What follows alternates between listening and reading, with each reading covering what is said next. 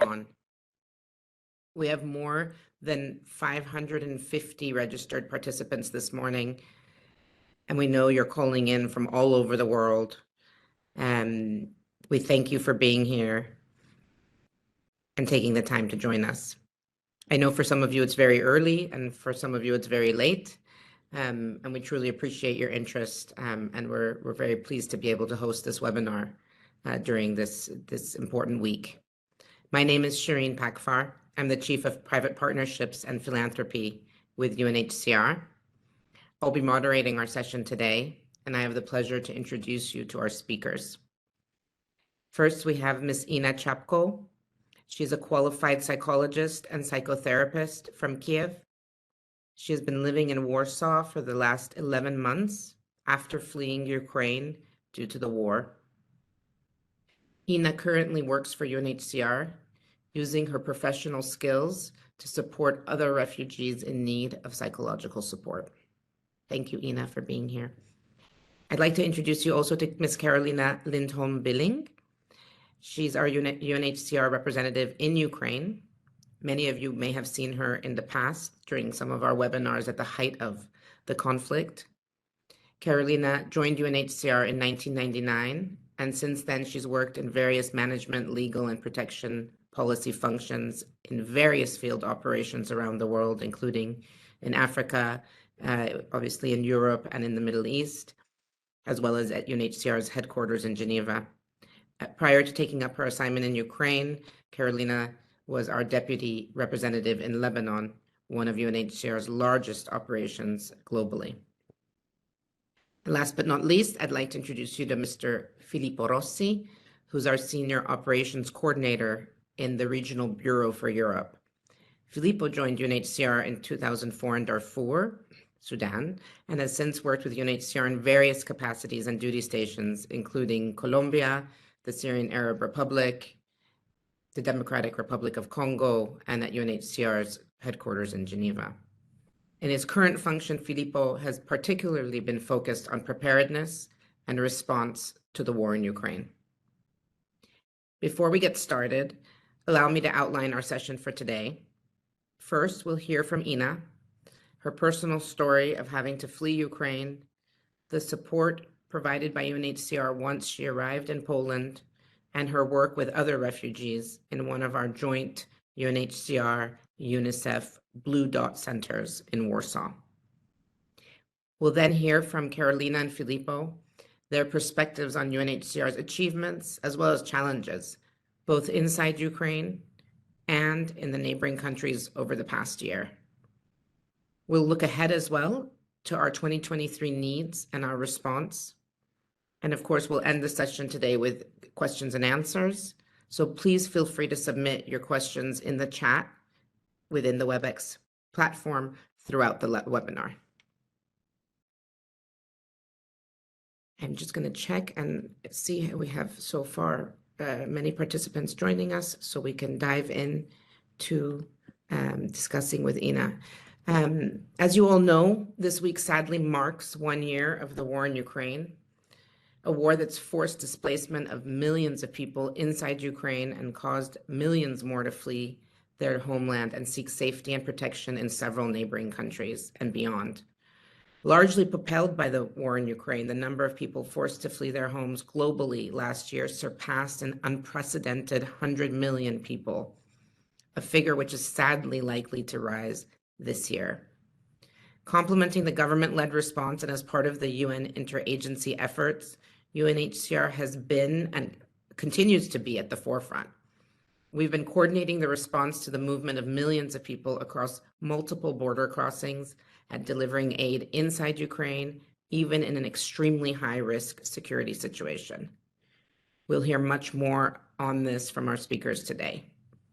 With thanks to our donors' generous support and our colleagues in the field working tirelessly, UNHCR and partners have been able to reach millions of people forced to flee with life-saving support. The support of the private sector, including individuals who contributed directly and via family foundations or through privately owned companies, has played a crucial role in enabling our response. In particular, due to the speed timeliness, and flexibility in which funds were committed, UNHCR and partners were able to scale up quickly and respond to immediate needs while other funds were mobilized. So a great thank you to all of you who have supported us so strongly over the last year. So let me start with speaking to Ina. Thank you so much again for joining us, Ina, and being willing to share your story with us. I know few of us can only imagine what it must have been like having to leave your home country, Ukraine, when the war broke out. Can you please tell us about when you fled and what stood out for you on your journey? Hello, everybody. I'm so happy to share my story with you. It was really a hard time for me, and this time reminds me about those difficult time, full of different emotions, feelings, about decisions that I had to make. It was really hard to think of leaving your place, your clients, your flat, etc. And when I left my country, it was strange to feel that you sit in the train with other people. I remember this time when a lot of people just discussed where to go, which country to choose. It was really strange to me to hear all this. Another feeling that I really remember, that it was really strange to me, something new to me, that I had a feeling of being a refugee, real refugee. So I was in Warsaw, and I understood that I have to prove that I'm psychologist, I'm professional, and I'm not only a refugee. I have to keep my identity to continue be who I was before war started. So it was another a challenge to me to prove that I'm professional and I can show this and help other people and continue my professional life. So keeping my identity, I would say, was the most important and difficult at the time.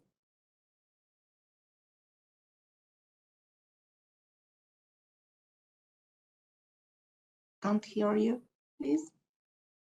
Yeah. Sorry, I was saying I can't imagine what you went through. Can you tell us a little bit about the support you received from UNHCR during that time? Yeah, it was really a surprise to me that this program started immediately when war started. It was total surprise to me when I found this information on a website and understood that this is somebody is caring of us. It was really nice to hear, to understand, but it was really total surprise to me when I was in Warsaw and understood that there is an office which just opened their doors to support people. Their registration is very simplified for everybody. It was total surprise. You know, at that time, it was really crucial, important to me to understand that there is something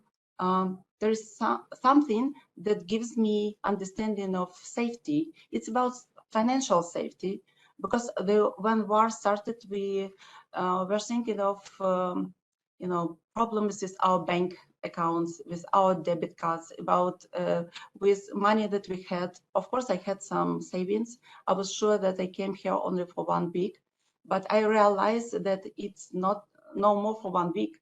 I have to stay here a longer time. So it's about financial safety, about financial plans, about making other decisions with different currencies. So I was really surprised that this program started immediately. And I am the person who really was registered very soon, very quickly, and was invited to come to the office to continue registration. So to me, it was something much more important than just only financial support. This is about safety again. Safety, safety, and safety, because program provided money not only for one time, but for future coming 3 months. It was really important to me to understand that if something happens, I have this support in future. So it's much more important than someone could imagine. Thank you so much for this program. Thank you, Ina. You mentioned that you originally thought you were leaving only for 1 week. Yeah, sure. When did you realize that it was going to be a longer term move to Poland? When I read all this news from outside of country, I understood that I really didn't understand the size of this conflict, of this war. And actually, who insisted me to leave the country were my clients, refugees from previous time when war started in Donetsk in 2014. So they told me that, Ina, you don't understand, this is real war. Just leave the country, continue your work. And I just did it. But then I realized that they were true, they were right, and this is true. So in a couple of weeks, I realized that it was a good decision, and that this conflict is not like supposed to finish in 1 week or 2 weeks. That's why I realized that I have to find official job, to legalize myself, to know a lot of that I have to know in another country. And that's why it was very important to have UNHCR here to provide all these services. So now you did find a job, and you have Yes. been you've been working with the UNHCR UNICEF Blue Dot Center. Can you tell us a little bit about the center, what kind of activities and the role you perform? Yeah, it's really very important that UNHCR provided not only financial support, but all other services. And they provide it through Blue Dot. It's a very safe, nice, kind, and careful place where you receive all types of support besides financial support. You may find psychological support. I do here individual sessions with people who are traumatized, who are in grief, who lost somebody or something in Ukraine, who just trying to find their place of living or to be integrated in Poland, etc. So I work with such people. So we have here psychological support, we have here legal advice, we have here all sorts of information that people need. For example, where to find a doctor, where to find schools, how to enroll for kindergarten, etc. This is a safe place where we meet together.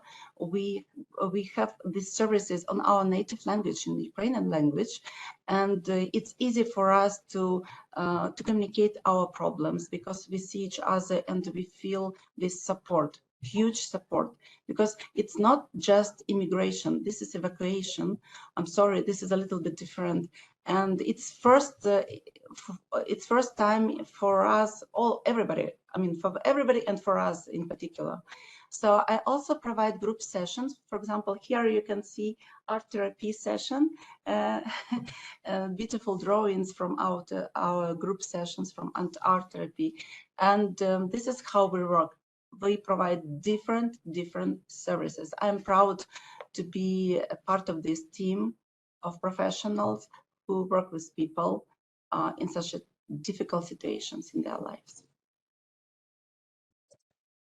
Thank you, Ina. I think it's incredible that you were able to find such a powerful role that corresponds directly with the background you had and the education you had in Ukraine, and to be able to help your fellow Ukrainians who have been forced to flee their homes.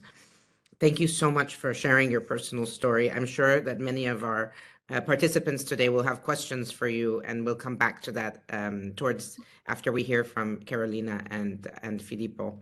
But Carolina, if I can turn to you, we heard from Ina that she thought it was going to be 1 week, and here we are 1 year basically this week since the start of the war in Ukraine. Can you tell us a little bit about what the situation is on the ground right now, as well as perhaps what do you, now reflecting on the last 12 months, can you highlight some of the achievements that UNHCR has made and been able to make on the ground in Ukraine?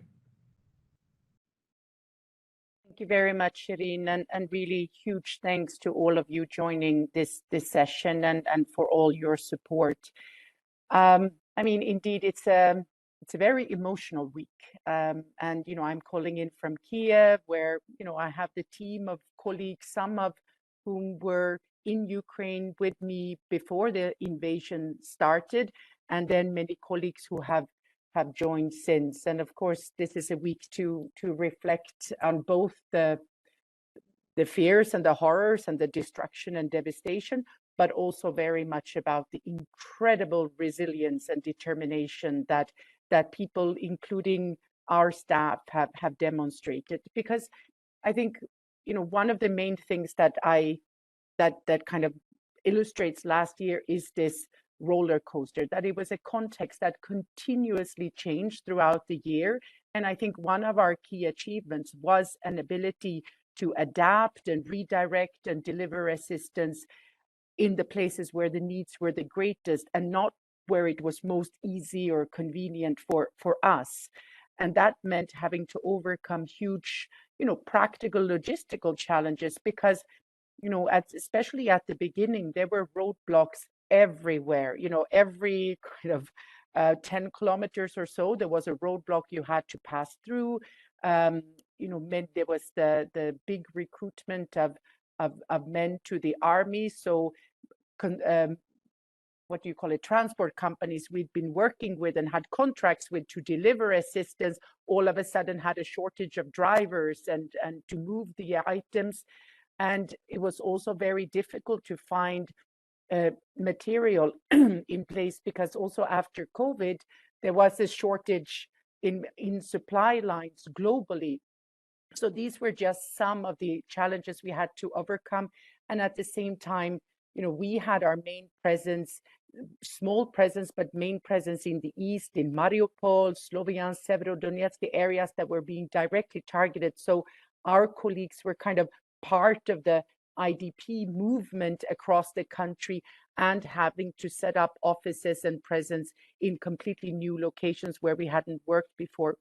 So I think, you know, the first few months were very much about supporting the local authorities in western and central regions of Ukraine to create sleeping places for hundreds of thousands of displaced people arriving there with, you know, no relatives to stay with and no resources to rent private accommodation, and also launching a huge multi-purpose cash assistance program, so that those who had left their homes, their assets, all their clothes and belongings and their jobs behind were given some immediate cash in hand to pay for just the basic needs. And at the end of this last year, we had reached almost 1 million people with a multi-purpose cash assistance program. And that's really unprecedented to launch and deliver so much within a short period of time.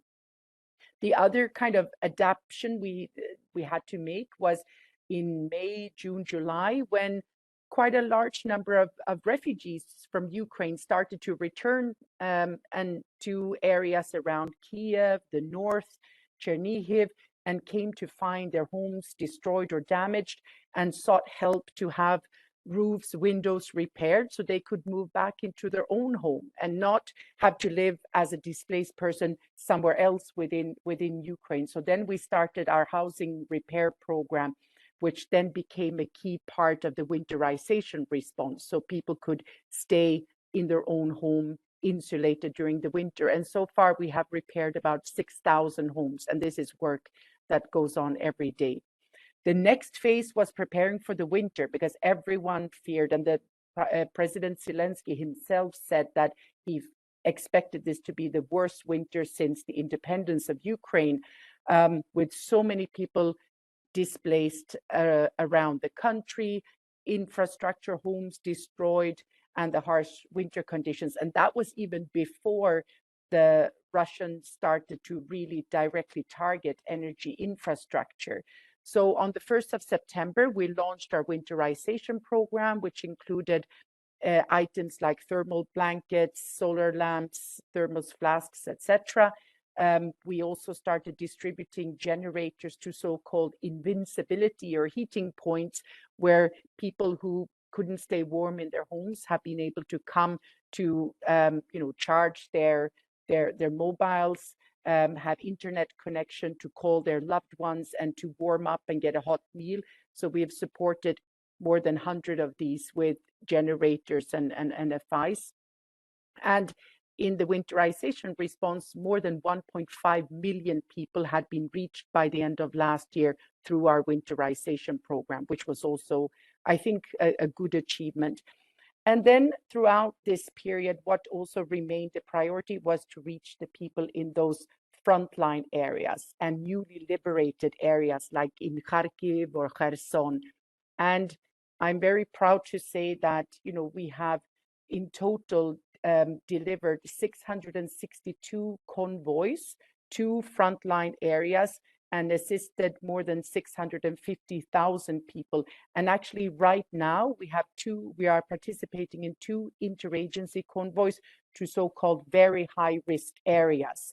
One is in Donetsk region, one is in Zaporizhia region, and these are destined for locations that are less than 20 kilometers from the front line where fighting is taking place right now.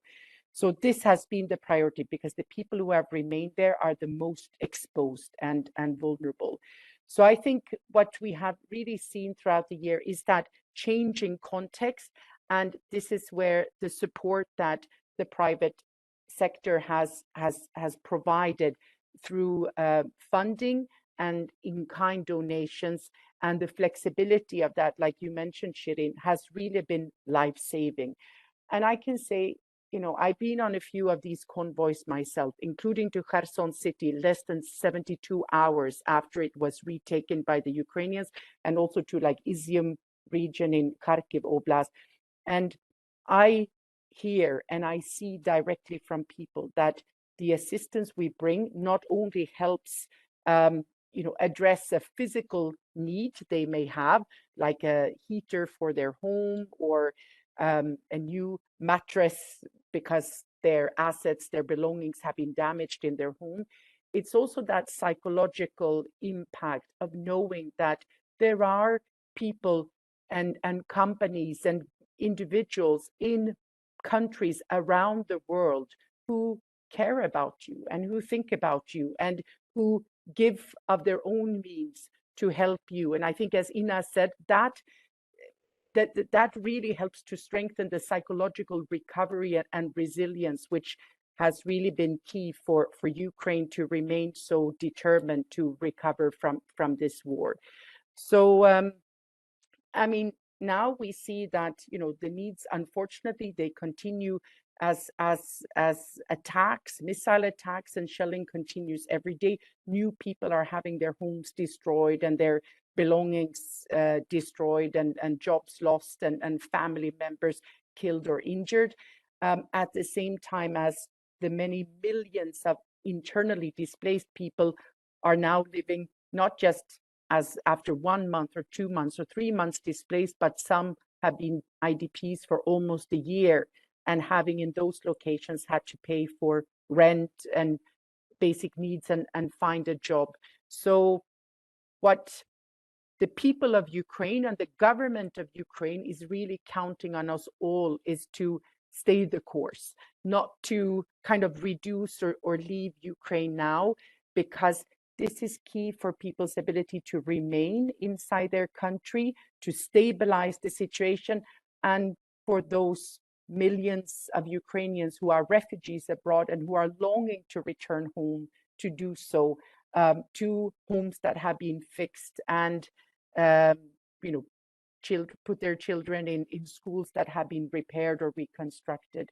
So the needs are huge, but we are here to stay for as long as we are needed, but not longer than we are needed. That's also important to say. Thank you very much, Carolina. I think, we're always in awe of the work that your team has been doing over the last year. Staff on the front lines, as you say, trying to help people in difficult situations. And it is incredibly heartbreaking to hear about the continued conflict and the continued destruction. But as you say, what's really important is that people who want to stay are able to stay inside Ukraine, close to their families. and that we are able to address those needs as quickly as possible. And that, of course, those who want to return as well can return to a situation which is not unsustainable. Turning to Filippo about those abroad, Filippo, can you tell us a little bit about the situation that is in the broader region, in the countries surrounding Ukraine, and what our response as UNHCR in those countries, and what some of the key achievements have been, but also some of the key challenges over the last year? Thank you very much, Rin.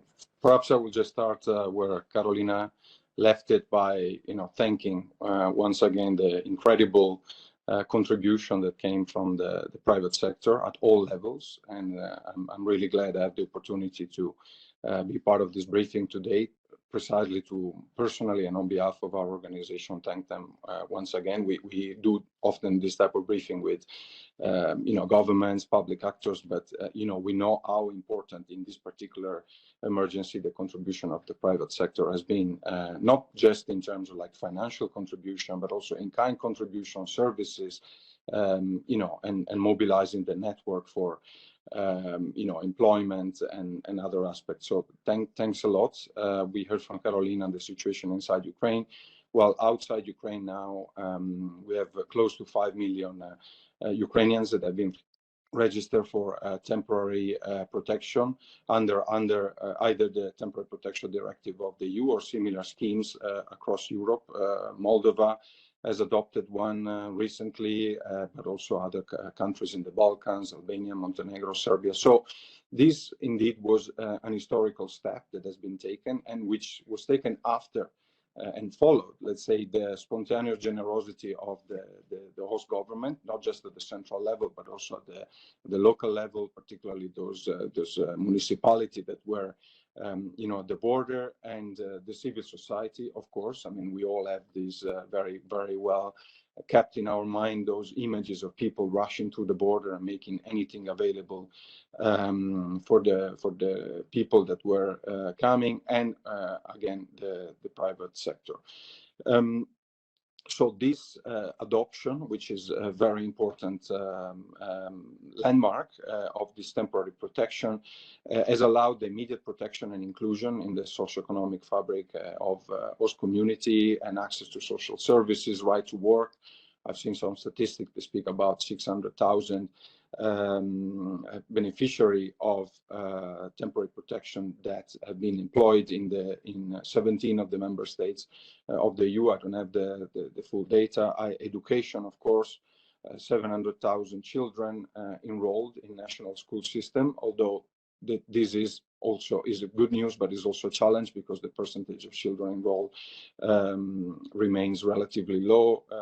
Overall access to health, and anyway, so this has been very important. And again, citing an example linked to the private sector, in Poland, for instance, the private sector helped putting together these job fairs that with the contribution of the private sector, that then resulted in employment.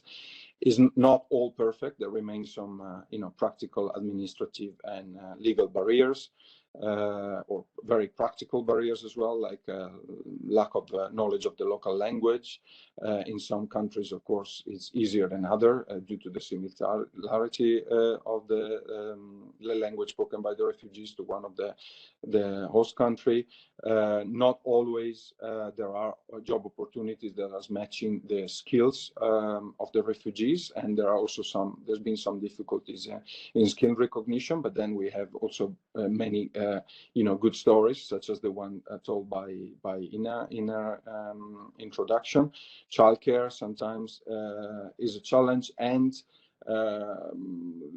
very lately we also heard about a small but worrisome somehow trend of restrictive implementation of the temporary protection, although overall we know that this has been extended for another year. As I was saying, new countries in addition to the one of the EU are introducing similar directive. Many others had done it before outside of the EU. So overall, I would say that the balance is definitely positive, but with some small challenges. And for us, of course, it's important to underline that access to rights is what has a positive impact also on the self-sustainability of the refugee in the most dignified way. Again, going back to what Ina was saying, so that they are people with their identity, that they can continue on the same path of what they were doing in their lives before this war started. When it comes to UNHCR response, I think once again I need to underline the cash. It started as an emergency / transitional measure that was adopted. Overall, we have reached almost 500,000 people in the countries bordering with Ukraine. So that's a very important achievement. Then the NFIs, the relief items, let's say, probably less important than inside Ukraine, but nevertheless still relevant. These have been distributed either directly to the people, for instance, in the context of the winterization, and also through the local entities, municipalities. So we're talking about 1 million NFI or relief items that have been distributed, including 50,000 mattresses, 250,000 hygiene kits, 35,000 kitchen sets. And here again, the contribution of the private sector has been super important because in addition to what we as UNHCR have in our stocks and what we have been able to procure, the private sector mobilized really high quality items that were very well received by the refugees. So thank you very much for what has been done and in this direction. Already Ina referred to the blue dots. I think we have 39 or 40 established by now, together with other UN organizations, and tens of thousands of people reach. There were risks, and there still are, related to GBV and sexual exploitation. So that there's been a network of PSCA that has been established to try to prevent and mitigate this through a network of partners. Also a Stay Safe campaign that reached 1.7 million people, also providing information. Very recently, there was the establishment of a toll-free regional call center. I think they started in Poland, Hungary, but is a regional one. So in the first day, I understand that in the first 4 days alone, 1,400 calls have been made to the call center in Poland. So again, to justify the importance, to witness the importance of having access to information. So I'll stop here, but these are some of the achievements. Maybe I'll speak about the challenges now or later. There's been, of course, it's not only achievements. I don't know, Shirin, if you prefer to, I can speak a bit. Sure. I mean, if you would like to just highlight maybe one or two of the key challenges, yes, before we think so about the challenge is definitely the scope and the fact that, unlike in other countries in the world where we have stronger operational footprints already, as you were saying, I was just in the Democratic Republic of Congo before coming here. Unfortunately, there the emergency are very frequent and also affect many people. But somehow UNHCR and its partner on the ground are geared already to respond to this type of emergency. So we mobilize faster if and when we have the resources, which is not always taken for granted. But and even in the earthquake response, now we have been able to mobilize very fast because we had an operational presence in the southern part of Turkey for the presence of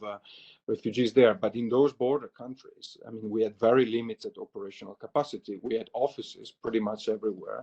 But just to give you an example, we had less than 70 staff on the ground in all these offices, and nowadays we have 400. So the scale is sixfold, and all of this had to done in a very limited time frame, rolling out the cash program in some places, Moldova, Poland, it took 2-3 weeks, and these sometimes are processes that we take 2-3 months.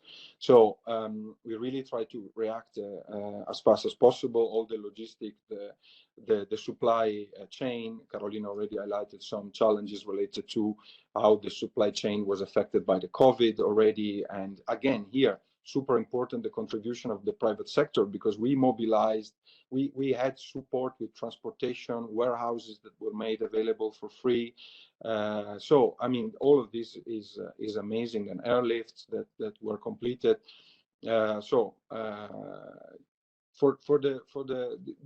These I think are some of the challenges. The scale up, let's say, the scale of the response and the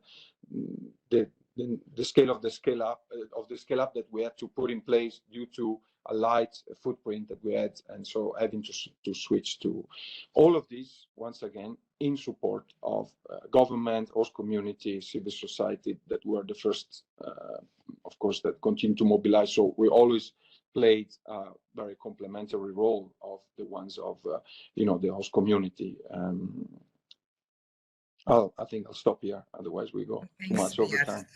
No, thank you, Filippo. I think one of the things you mentioned, I mean, you mentioned a lot of important statistics and figures from what we were able to achieve in those neighboring countries, but one of the ones that have stuck out to me was the response on and around child protection, sexual exploitation, gender-based violence, and efforts to prevent and mitigate that, because most of the people who did flee were women and children.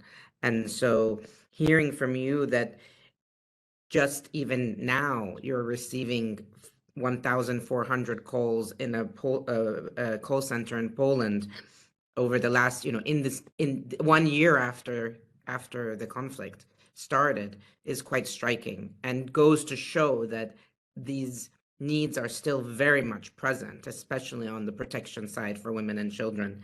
And thankfully we have these blue dot centers that Ina is working in, and you mentioned 39 or 40 in the region. And it sounds as if they have come in quite handy, given the situation that we continue to face. Carolina, if I can turn to you, we are conscious of time. We have some questions from the audience as well, but just quickly, if you can tell us a little bit looking forward. I don't think a year ago when we did one of these webinars at the beginning of the conflict, I don't think any of us thought we would be here still 1 year later, looking at the needs for 2023 and seeing that they continue to be as heavy as they were in 2022. So could you please just help us understand what are the needs in 2023? What do you see as the critical response? Thanks. I mean, I think we indeed, say 6 months ago, last summer, we were more hoping very much that we would be more into the actual recovery phase by now. And remember, this is when also the government launched its national recovery plan. There was a big conference in Lugano and very much around that. But indeed, the war very much rages on. And as we have heard at the Munich Security Conference, I mean, there the main discussions have been about, more weapons and more capacity, and we don't see any end in sight. And with this, of course, comes new humanitarian needs on top of the protracted humanitarian needs. But at the same time, so just coming to then our priorities, I think top priority this year will continue to be reaching the people in the frontline areas, newly accessible areas, in those areas that are most hard, heavily, directly hit by the attacks and the shelling. So that includes these convoys like the ones we are joining today, and this work will continue in the coming days and weeks and months. So that's the first. The second is to always be ready to respond to also new attacks and new emergencies within the emergency, so to say. So for example, when there was a missile strike that hit a big apartment complex in the center of Dnipro on the 14th of January, many of you will have seen the reports, horrible situation. Our teams, together with our local NGO partner Proliska, were on the ground there within just an hour or a couple of hours. And our High Commissioner, Filippo Grandi, was in Ukraine on a 6-day visit 3 weeks ago. We visited that site and we saw people are still standing outside these buildings, you know, just kind of getting assistance and, you know, trying to figure out where do I go next? Because, you know, some are fixing their apartments and trying to move back in and, you know, sweeping up the rubble. But some homes are just completely destroyed, and now they need to see where do I move from here. So it's to assist also in those immediate emergencies. But then something really important is that we also want to contribute to this what we call emergency or early recovery. So people who have been able to remain in or return to, for example, homes that have been damaged, to continue our program of light and medium repairs so they can live in their own house, on their own land, which both physically and psychologically means so much. And this is kind of where humanitarian and recovery, you know, meet and coexist. And when the High Commissioner was here 3 weeks ago, we launched a new initiative, which is called Ukraine is Home. And it's really to illustrate both the physical home, the roof, the windows, the doors, but also the emotional home, that it's the home for the people of Ukraine, including those who are now temporarily as refugees abroad, and that we collectively, humanitarian actors, private sector, international financial institutions like the World Bank and bilateral donors, we have to come together and really pool resources so that people can return to their homes. And this week we'll be also releasing a new intention surveys where we inside Ukraine have spoken with thousands of internally displaced people to hear what their plans are when it comes to return. And our colleagues in the neighboring countries have spoken with thousands of refugees. An overwhelming majority of people say they're longing to return to their homes. And one of the key enablers of return is having a house or an apartment to move back into. So this is really the key. And this is an area where I would really love to work, have also direct partnerships with, you know, some of you, because also around innovation, because, you know, in the National Recovery Plan, the government speaks a lot about building back better, building back more environmentally sustainable, also that houses and infrastructure rebuilt needs to be accessible, because there are so many people who are now have injuries and disabilities, the veterans, because of the injuries due to the war. So here we are looking to pilot, for example, instead of giving, you know, solid fuel heaters to people to heat their homes, can we instead look at solar panels now so that this home is heated for the winter ahead? So there I really invite also partnerships in terms of development within this Ukraine is Home. And finally, just to say, I saw a question in the chat around prefabricated housing, and this is actually part of the Ukraine is Home, because we have recently signed an agreement with a local Ukrainian producer of really good quality prefabricated modular homes. The company is called Q Home. It's creating now hundreds of jobs in Kiev at this factory. And the first batch, it's just a pilot, 100 modular houses that will be given to families whose homes have been completely destroyed and are beyond repair, so that they again can live on their plot. And this is after the pilot. We want to see if this can be scaled and also mobilize and interest other actors to buy locally. So again, life-saving emergency and recovery coexisting to the extent possible. Thanks. Thank you, Carolina.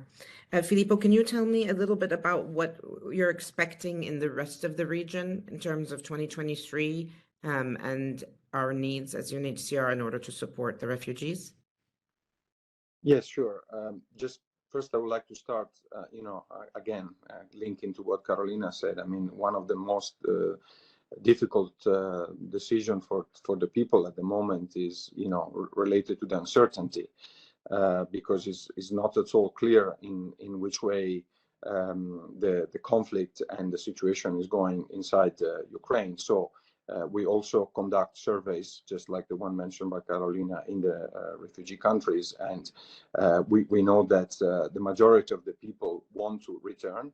Only few, around 12% from the preliminary data we have, would like to come back immediately. Others are more, looking, but definitely we're looking at a population that is very eager to return to their country of origin. So this uncertainty as continues, I think, to affect also or have an impact, let's say, on what we do in terms of support, in the sense that on the one hand, we are very much involved, and the countries are, and the civil society, in all the activities related to inclusion that I was mentioning before. But on the other hand, and in fairness, we have not seen during the winter the outflows of people that one could have imagined, looking at the level of destruction of some of the infrastructure. So again, this is testimony to the resilience of the Ukrainian population. But we also know that we need to remain prepared for situation that might materialize in the coming months.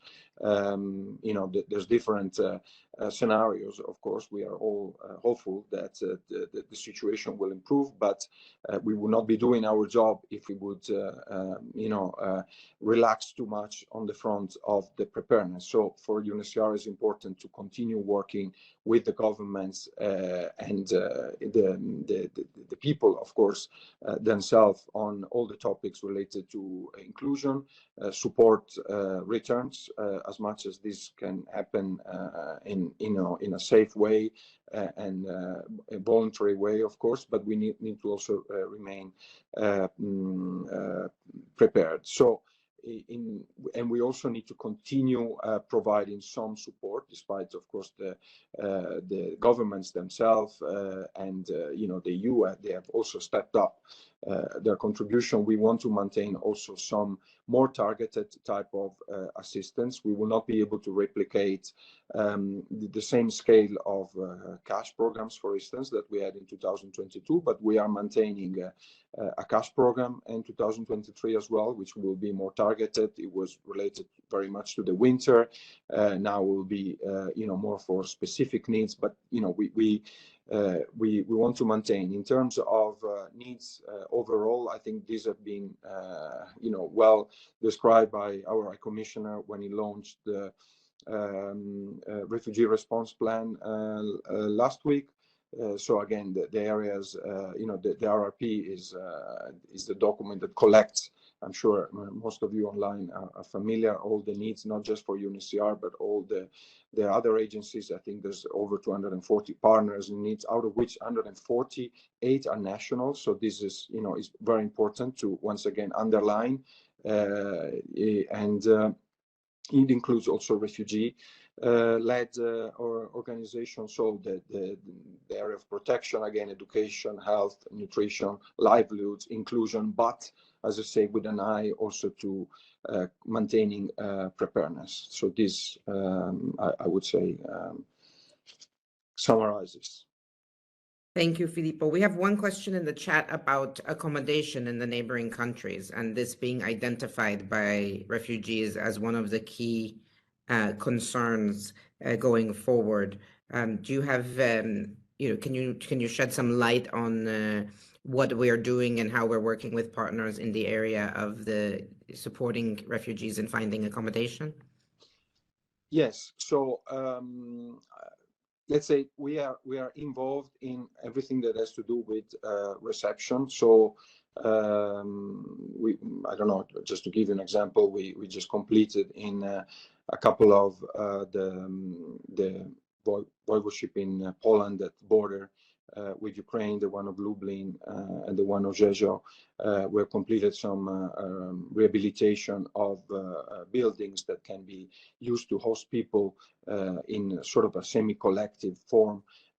And these have been handed over back to the municipality. So we are more involved at that stage. When it comes to the topic of accommodation, longer term accommodation, this is something that the EU is very involved into. We participate in this fora.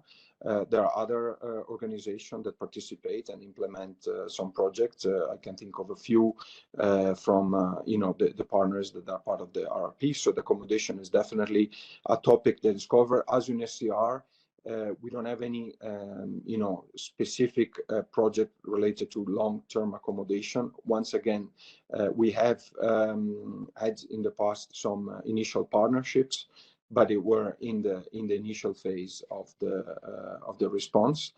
And I know of a partnership with real estate companies, for instance, and we know also real estate companies providing financial contributions. So I think, but there are fora of the EU specifically dedicated to this, in which we contribute, also providing a lot of information about the protection aspect of it, the parameters that need to be taken into consideration as such. And this is a work that is done mostly by member states, some of the partners of the RRP, and indeed some private sector companies that are involved.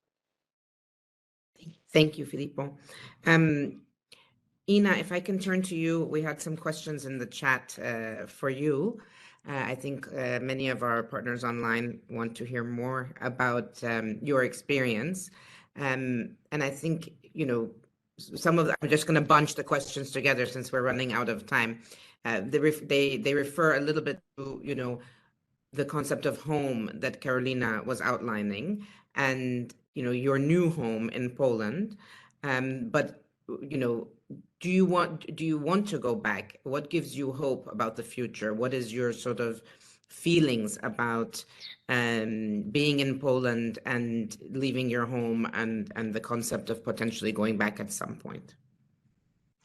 It's a very good question. Thank you so much for raising this question. Of course, Ukraine is my home.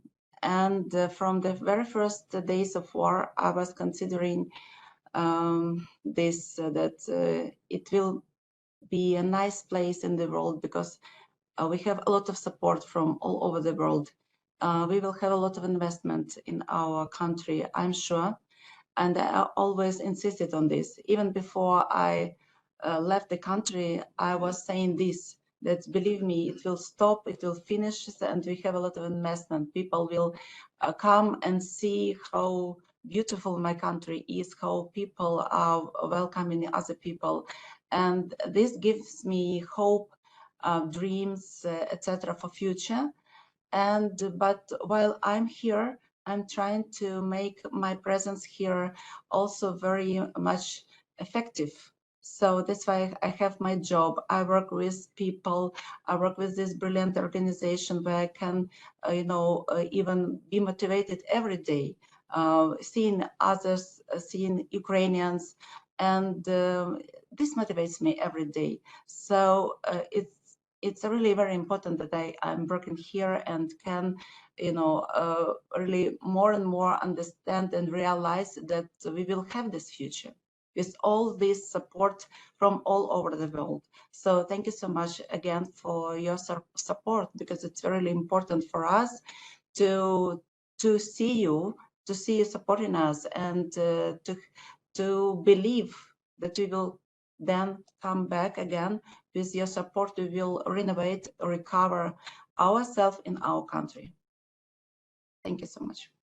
Thank you, Ina. I think it's very heartwarming for our partners on the call to feel that the solidarity that they have shown over the last year is also felt by Ukrainians like yourself, and across the country, like Karolina was saying, people knowing that so many people are thinking of them and wanting to find ways to help.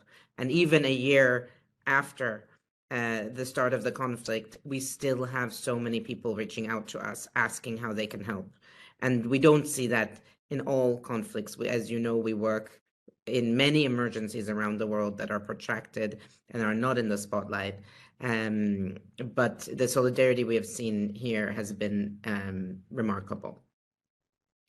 I think we are running out of time, so I will start to close and thank you, Ina and Carolina and Filippo, for joining us, for sharing your personal story, Ina, to Carolina for being here and not in a bunker. I know when we were practicing for discussing this call, you were saying that you might have to take the call from the bunker. So I'm glad you're safe, that you and your colleagues, I hope, are getting some time to recharge, given the intensity of the year that you have had. And to Filippo, thank you for shedding light on what's happening in the regional countries. I know it's a complex environment for UNHCR to be working in, the role of the EU, but also some of the countries are not in the EU. And what that means for our response and how we work together with partners on the ground. And thanks to all of you for participating. We have a short video that we want to show you as we close. But I also want to let you know that we're launching our 2022 UNHCR impact report for what we were able to achieve with your support in 2022. And it will, show you that the achievements, the numbers of the people reached, it speaks for themselves. And you hear of the challenging situation on the ground, and despite that, we have been able to deliver. Our colleagues are going to stay and be by the side of Ukrainians, both inside the country and in the region. And we continue to count on your solidarity and support to do that as well, including through increased support in 2023 for the needs that we see on the ground. I'll turn now to my team to put on the video. I hope we don't have technical problems, but with that, I thank you all for your support, and we continue to hope for the best for Ukraine. Thank you.